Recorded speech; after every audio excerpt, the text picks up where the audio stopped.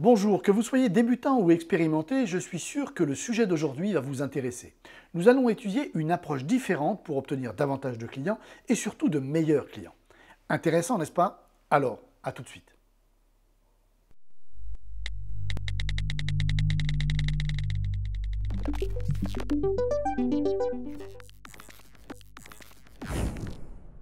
Avant de rentrer dans le vif du sujet, j'ai un service à vous demander.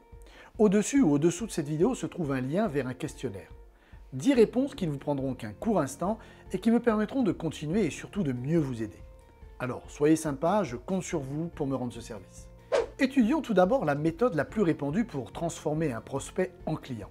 Loin d'être utilisée dans la seule profession de l'immobilier, je l'appelle la méthode classique par comparaison et différenciation. En premier lieu, nous nous présentons et nous expliquons ce que nous faisons. Une rapide présentation de notre réseau, de nous-mêmes et du pourquoi nous sommes là. Bonjour, je suis Dominique Pierreda, mandataire immobilier depuis plus de 10 ans, je fais partie du réseau X, etc. Dans un second temps, nous allons commencer à être un peu plus précis et tenter d'expliquer comment nous travaillons avec les clients qui nous font confiance. C'est souvent à ce stade que la présence de concurrents sur le marché nous conduit à utiliser le mode de comparaison et de différenciation. Comparer et se différencier consiste à prendre l'ensemble de nos points forts pour les mettre en opposition aux points faibles de nos concurrents. Par exemple, nous sommes très bien implantés non seulement sur la région, mais également sur toute la France. Ce concurrent est plutôt spécialisé dans les fonds de commerce. Nous avons plus de X mandataires, ce qui fait que notre réseau est le mieux implanté de tous, et ainsi de suite. Grâce à cette méthode, chacun communiquera sur des points précis en fonction de l'absence ou de la faible communication par ses concurrents sur ces mêmes points.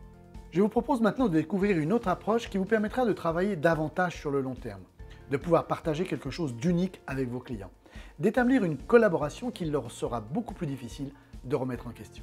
Au cours de l'approche précédente, nous apportons les réponses à deux questions. Tout d'abord, le quoi. Nous savons parfaitement exprimer ce que nous faisons. En second, le comment. Comment nous le faisons et comment nous le ferons si notre prospect devient notre client.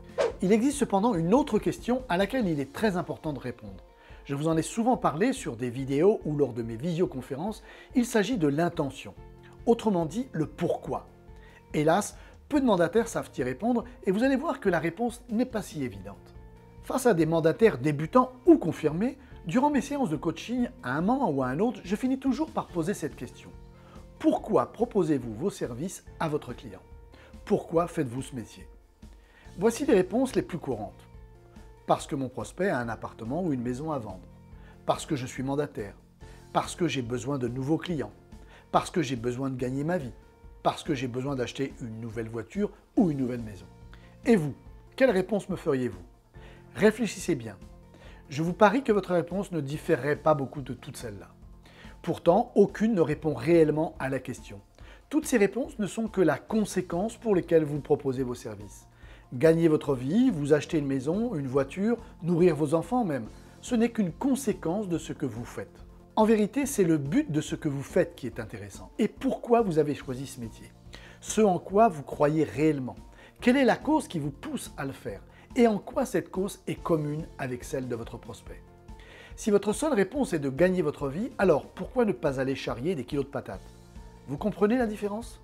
Si vous désirez que votre client vous fasse confiance, il faut que vous ayez un point commun au niveau émotionnel avec lui.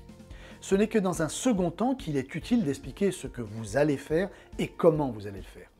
Trop souvent, nous expliquons ce que nous faisons, ce en quoi nous sommes différents ou meilleurs que nos concurrents, puis nous attendons de nos prospects qu'ils deviennent nos clients. Pour résumer, votre prospect doit savoir pourquoi vous avez choisi ce métier, que vous croyez en la réalisation de son projet. Vous devez partir d'une base commune. Tout le reste n'est que la résultante de ce que vous entreprendrez ensemble. Ce n'est qu'une fois que vous êtes d'accord avec le pourquoi que vous pouvez envisager le comment et le quoi. J'ai conscience que ce sujet est un sujet difficile. C'est également très difficile de l'expliquer sur une simple vidéo.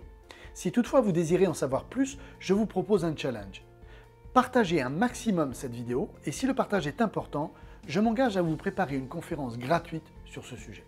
En attendant, n'oubliez pas de répondre au questionnaire, le lien se trouve quelque part au-dessus ou au-dessous, et de partager sans modération cette vidéo pour que j'aie le plaisir de vous retrouver sur une prochaine conférence. Très bonne semaine à tous.